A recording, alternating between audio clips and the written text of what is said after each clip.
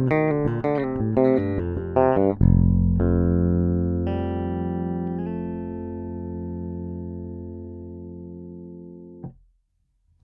everybody, it's Steve Cook with Premier Guitar and PremierGuitar.com. Today I am holding an Ibanez BTB-33. You know, this is a sweet looking instrument. They have done some different things at Ibanez recently. They are sort of embracing the custom luthier angle on some of their instruments, and they have this whole new line to emulate what some of the smaller guys are doing. Anyhow, so this is the BTB-33. It is a 33-inch scale bass. And it's got some unique things, as you can see on this thing. You know, the bouts are very flared out and very nice, accessible all the way up. And if you didn't notice from the intro piece, this is strung a little differently. This has a high C string on this 5 to kind of get into your baritone range and get some of your higher things happening. Get into the guitar player's grill into his wheelhouse for a few minutes, which is fine because they give us enough grief, right? So anyhow, back to this. This is beautifully constructed. We've got an ash body with mahogany wings. I'm going to flip it over so you can see how beautiful this is from every angle. And while I'm back here, you can see the battery compartment on the right here for the 9-volt, but we'll talk about that momentarily. The neck is it's interesting. It has bubinga running down the stripe. It's also got maple, and then it's a rosewood. It's a rosewood fingerboard. It's got abalone inlays, which are beautifully done.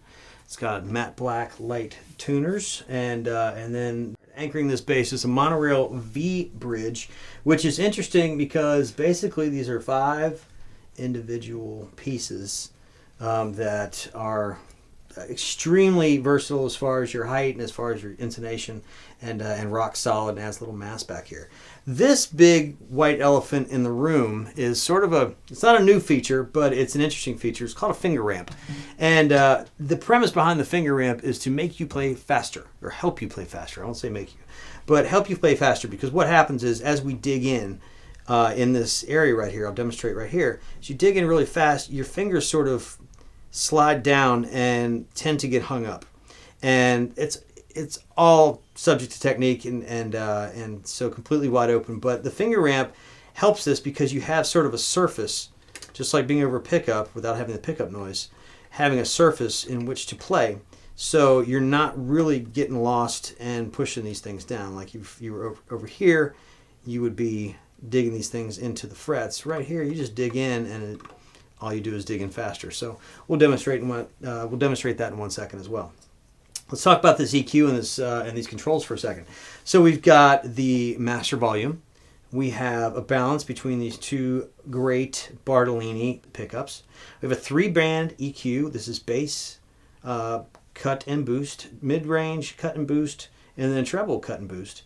We've got a 3-way selector switch back here, which is interesting because it is not necessarily a sweepable EQ on the mids, but what it does is it helps you boost certain frequencies. So the back position is 750, the middle is 400, and then this is 250. So let me play that for you so you can hear what that does. So I'm going to set the bass and treble flat. We're going to be lined up right in the middle, these 2 pickups. Right now this is, let's boost this mid. So we'll start at 750.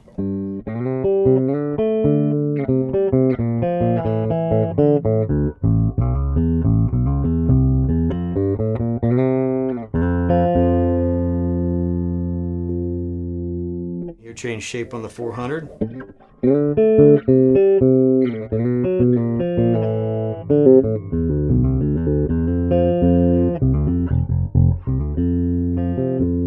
Gets a little bit more barky then.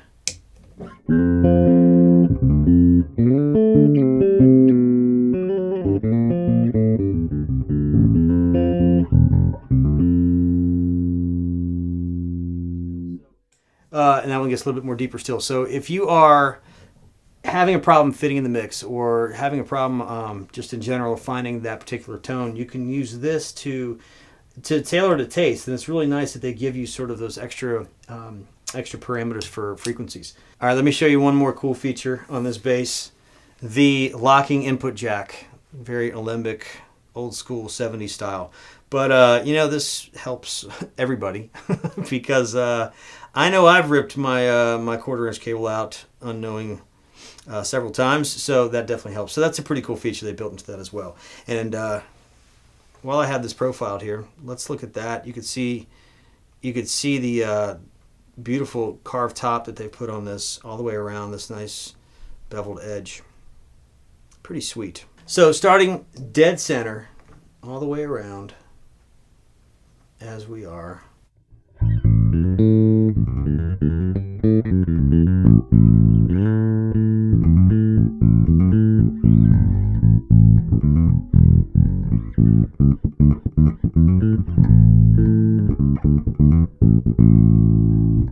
It's nice even tone, you know, and this thing it feels great back here because it's set up beautifully from the factory. The profile neck on this thing is, or the profile is C-shaped, but it's really narrow and feels really good. So I'm going to put it to the neck pickup.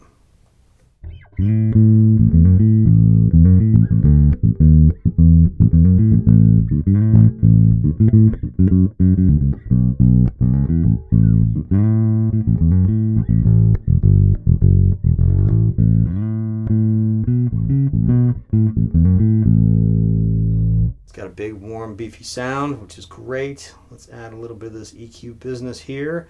And I'm going to scroll through the different mid-range options.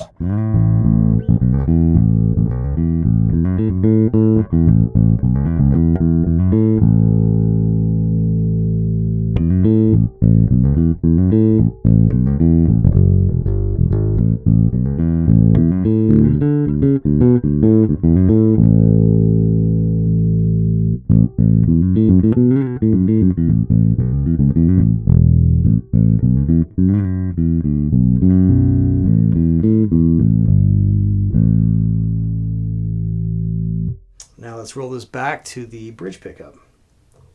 Let's use those same settings with the mid-range.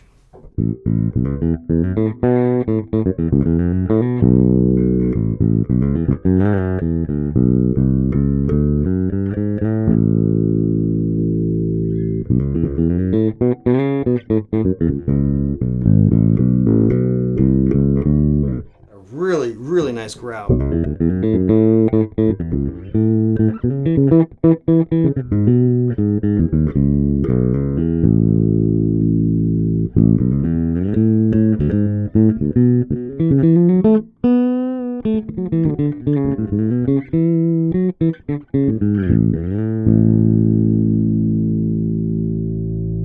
Blend them back both together.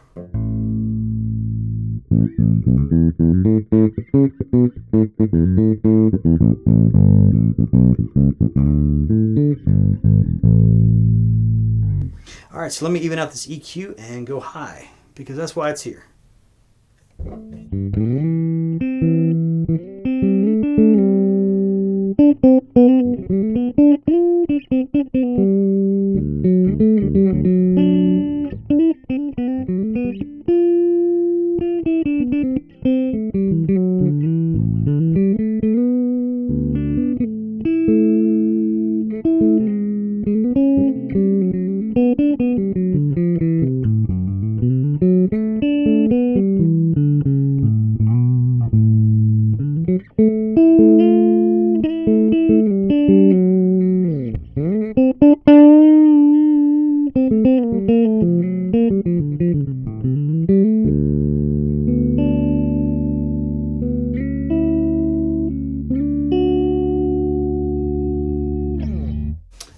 Really cool. I mean, it's territory that as bass players we don't normally go into. We don't get to do that nearly often enough, but it is cool to have it on this bass. And again, a well-appointed bass, you know, it feels rock solid, which is really nice. It feels like it came from a luthier shop. There aren't any crazy edges on here. I mean, the frets feel nice.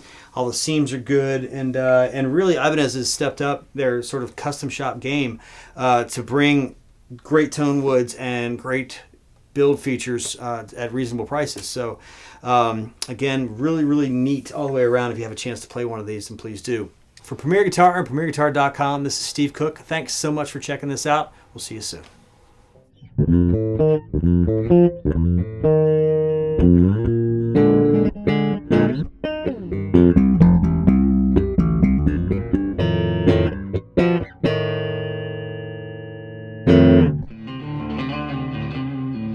Don't forget to sign up for PG Perks, your all-access pass to exclusive gear giveaways and discounts on PremierGuitar.com.